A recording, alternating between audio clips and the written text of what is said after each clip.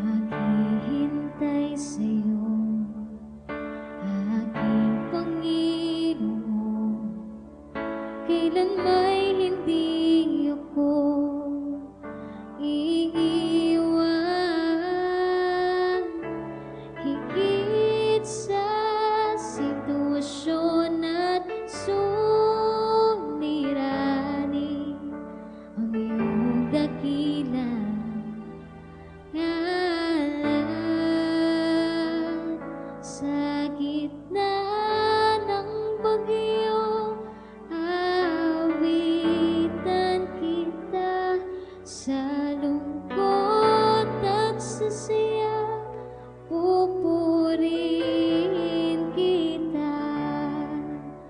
Ikaw, O Diyos, ang matibay na sandigan sa lahat.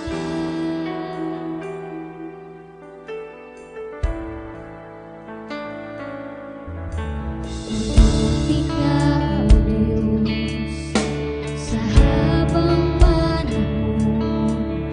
Katapatan ay hanggang sa kalangitan. Ang biyaya mo, hindi siyang kailangan ko. Kailan ba hindi ako iiwan? Higit sa sitwasyon at suliranin, ang iyong dakilang ngalan. Sa gitna ng bagyo, aawitan kita. Sa lungkot at sa saya, pupurihin kita. Ikaw, O Diyos, ang matibay na sandigan sa lahat.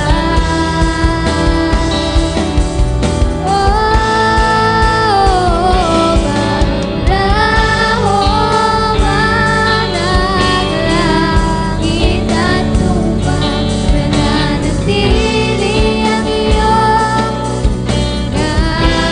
salita. Ikaw, O Diyos, ang matibay na sandigan sa lahat.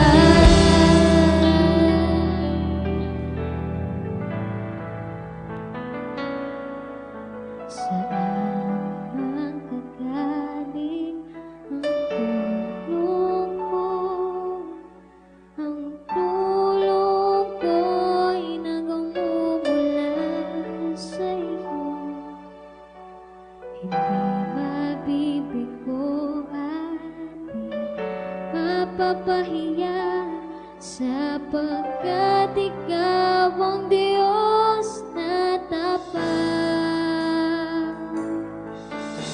Saan ang kagaling ang tulong ko? Ang tulong ko'y nagmumula sa iyo. Di mabibigo at di mapapahiya, sapagkat ikaw ang Diyos na tapat. Sunin mo ang puso ko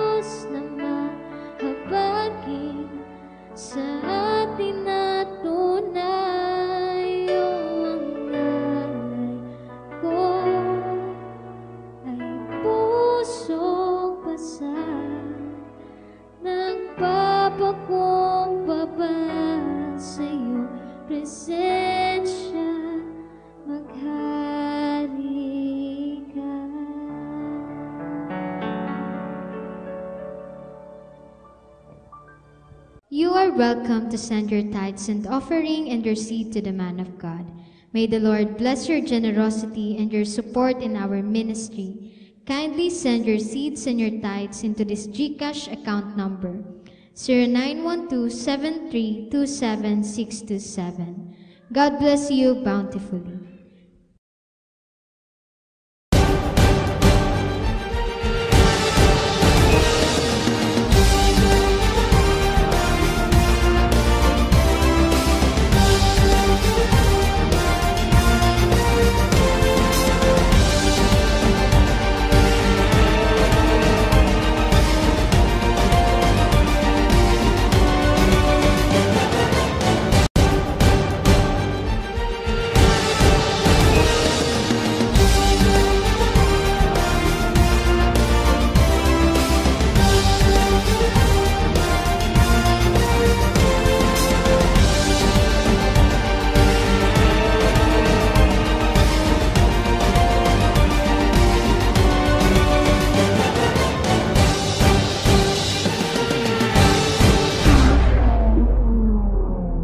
Happy Thursday po sa ating lahat. Pagpalain po tayo ng ating Panginoon sa araw na ito.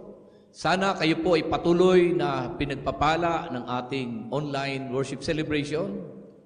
Sama-sama tayong lumago sa ating Panginoon. Welcome po din sa mga kapatiran natin sa ating on-site worship celebration. Kumusta po sa ating church family dyan sa Carson, California, USA. Sa ating pastor dyan, kay Brother Dante at sa iyong pamilya, sana ay kayo po ay patuloy na pinagpapala ng Panginoon at sama-sama tayo sa gawain dito sa ating celebration.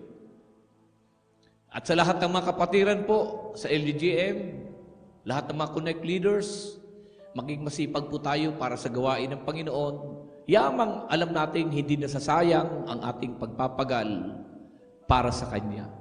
My topic today is entitled, Before It's Too Late. Bago maging huli ang lahat. Ang mensaheng ito ay isang paalalang puno ng pag-ibig at paalalang puno ng pag-asa mula sa ating Panginoong Diyos. In Isaiah 55 verse 6 NLT version, ang sabi ng Bible, Seek the Lord while you can find Him. Call on Him now while He is near. Hanapin mo si Yahweh habang matatagpuan mo pa. Tawagin mo siya habang siya'y malapit pa. Alam niyo mga kaibigan, mga kapatid, may mga bagay sa buhay na kapag huli na, wala ka nang magagawa. Yung train na umalis na, wala ka nang magagawa. Nahuli kang dumating, pasensya ka. Yung taong hindi mo na nasabing, I love you. Yung opportunity na pinalampas mo dahil sa takot. Yung time na hindi mo na mababalikan. Ang tawag doon, sayang. Sayang.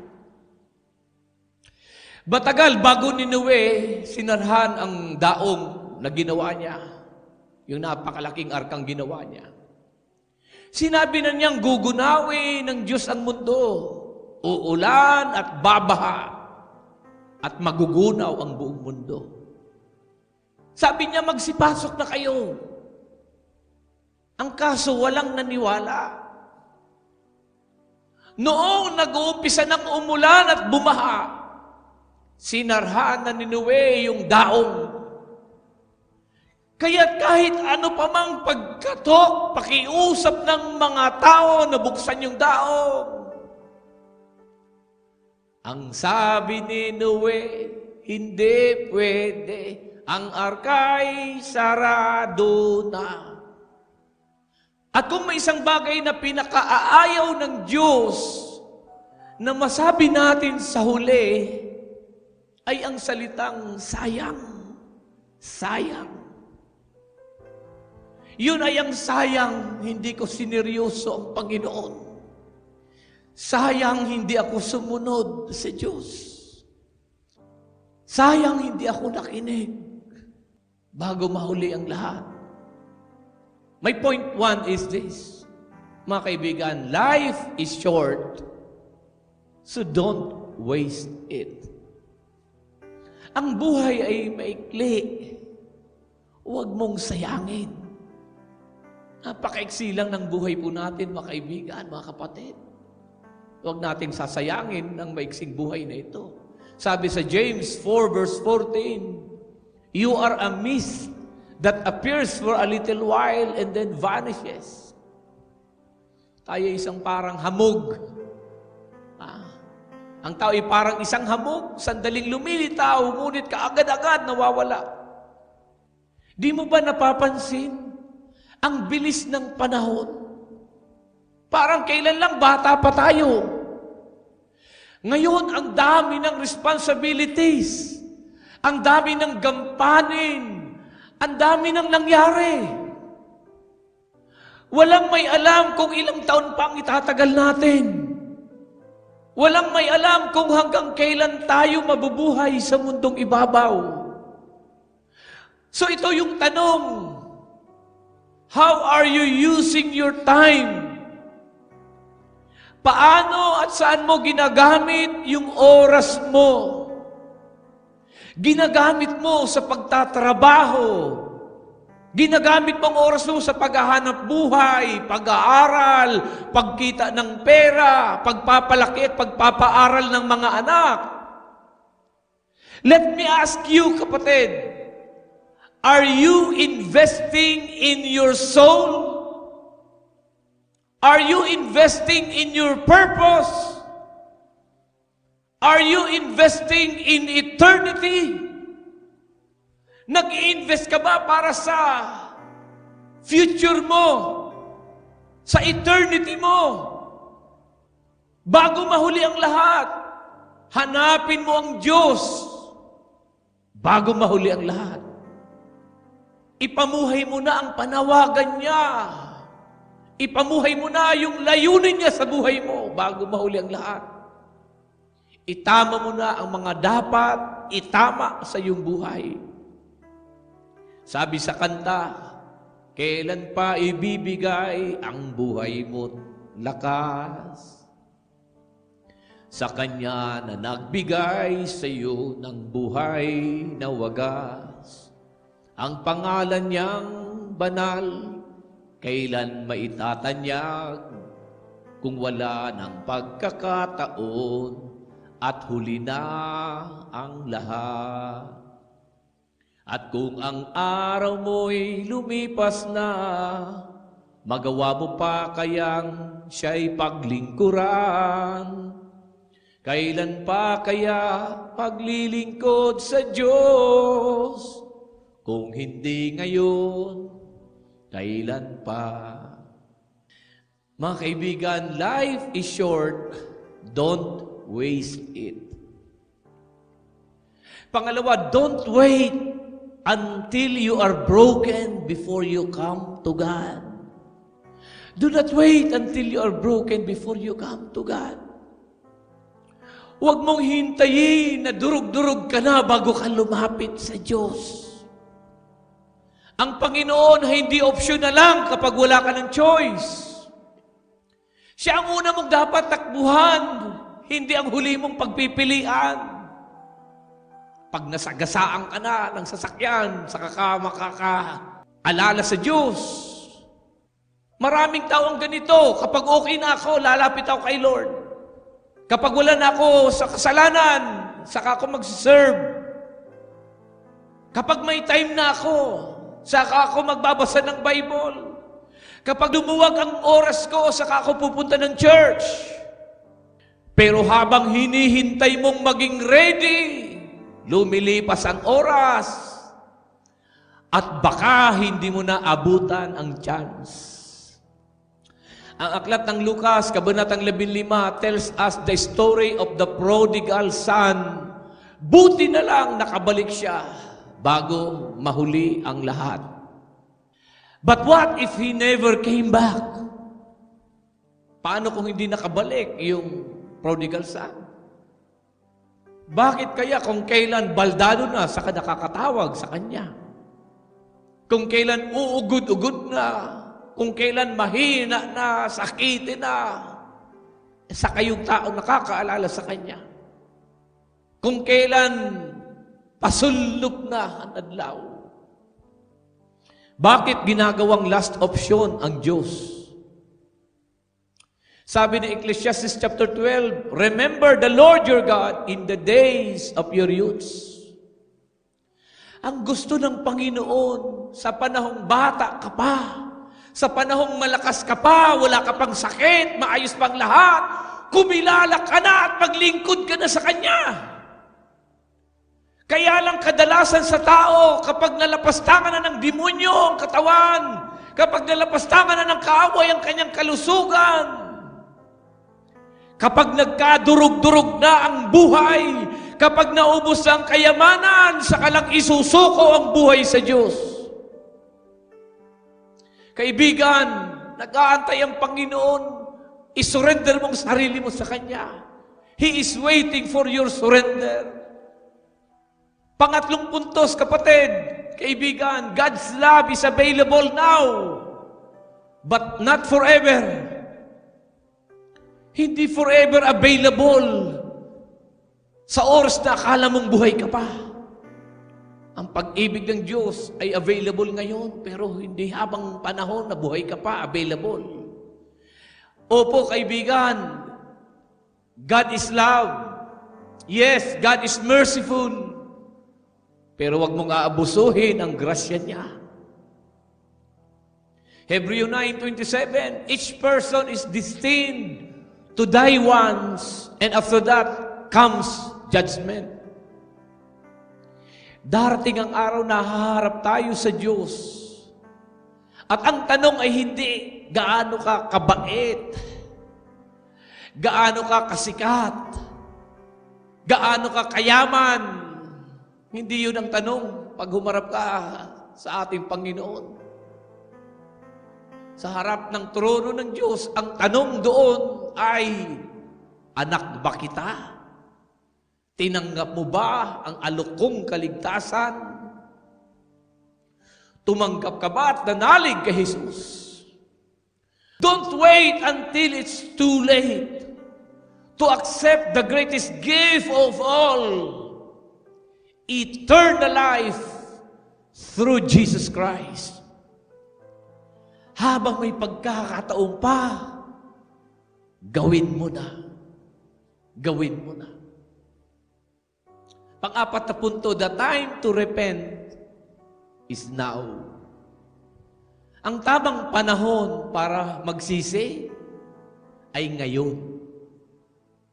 Now is the day of salvation. 2 Corinthians 6 verse 2, indeed, the right time is now. Today is the day of salvation. Hindi bukas, hindi next week, kundi ngayon. Kung meron kang kasalanang itinatago, kung meron kang pride na hindi mo mabitawan, kung meron kang unforgiveness sa puso mo, bago mahuli ang lahat, ayusin mo na ngayon. Hindi mo alam kung may bukas pa para gawin yun. My last point, kapatid, bago mahuli ang lahat, say yes to God. God is calling you. Tinatawag ka ng Panginoon.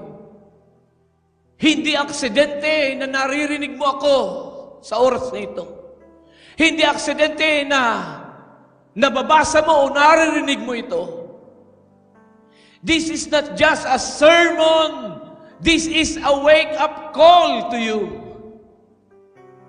Say yes to Jesus. Say yes to a real relationship with Christ. Say yes to leaving sin behind. Say yes to God's purpose for your life.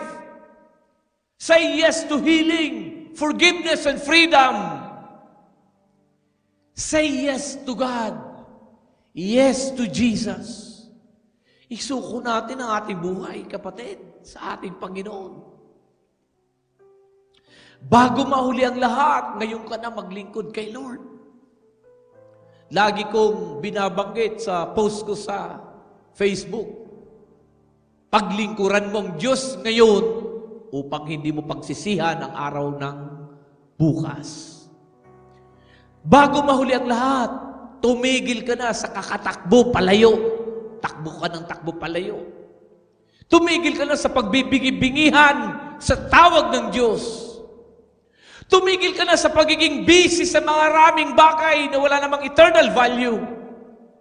Lagi ka nalang busy sa hanap buhay. Lagi ka nalang busy sa trabaho, sa opisina, na wala namang eternal value. Busy, busy. Lagi nalang busy. Pero kapag may emergency, kapag nagkasakit, kapag may nangyari, nakakatakbo ka rin at nakakatira ka din sa loob ng hospital. Nawawala ang kabisihan mo kapag may nangyari sa buhay. Mga kaibigan, tumigil na tayo sa napakadaming alibis. Sa amot-sari mga alibis. Bago mahuli ang lahat, piliin mo si Jesus. Piliin mong maglingkod ngayon. Dahil habang may buhay, may pag-asa. Pero habang may oras ka pa, say yes now. Paglingkuran mo na ang Diyos ngayon. Mag-ungod-ungod ka na niyan. Ihatag mo na, isuko mo na ang buhay mo niyan. Hindi bukas. Ngayon ka magseryoso sa ating Panginoon, mga kaibigan. Life is short. Do not waste it. Do not wait until you are broken before you come to God. Huwag mo nang antayin, nagkadurog-durog ka muna sa kakatatawag kay Lord. God's love is available now, but not forever. Di mo alam kung buhay ka pa bukas. Ngayon ka na maglingkod. Ngayon mo na lasapin ang pagmamahal ng Diyos. The time to repent is now. Say yes to God. Say yes to Jesus before it's too late. Sabi mo nga sa Panginoon panalangin ito, sabihin mo, Panginoon, ayoko magsisi sa huli. Ayoko masabing sayang. Ayoko masabing sayang ang buhay na binigay mo. Ngayong araw na ito, I say yes to you. Yes sa pagsuko. Yes sa pagbabago. Yes sa pag-ibig mo, Panginoon. Tulungan mo akong mabuhay para sa iyo bago mahuli ang lahat. Salamat, Panginoong Jesus. I say yes to you. In Jesus' name, Amen. Thank you, Lord. Palapakan natin ang Panginoon. Magsitayo, itaas ang mga kamay at ako'y nagdideklara. Ang kapayapaan ng Panginoon ay sumaating lahat, ang panatag na puso, ang matiwasay na pag-iisip, ang masayang kaloob at malakas sa pangangatawan, ang pinagpalang buhay at kabuhayan ay dumaloy sa iyo sa iyong sambahayan. Pakaingatan ka ng Diyos sa isang buong linggong darating at ang kapayapaan niya ay maghari sa atin. Tanggapin natin lahat ito sa pangalan ng Ama, ng Anak, at ang Espiritu Santo. Lahat ay magsabi ng Amen. Happy Lord's Day! Happy Lord's Day!